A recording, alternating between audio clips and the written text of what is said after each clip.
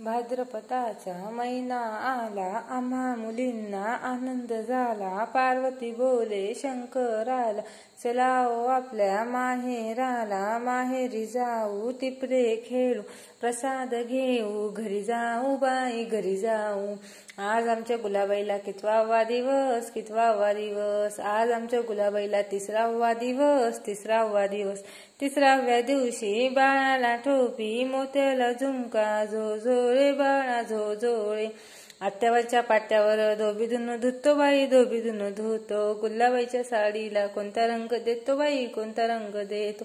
गुलाबाईच्या साडीला हिरवा रंग देतो बाई, हिरवा रंग देतो. हिरव्या रंगावर पडली शाई, गुलोजी डॉक्टर घरी नाही बाई घरी नाही.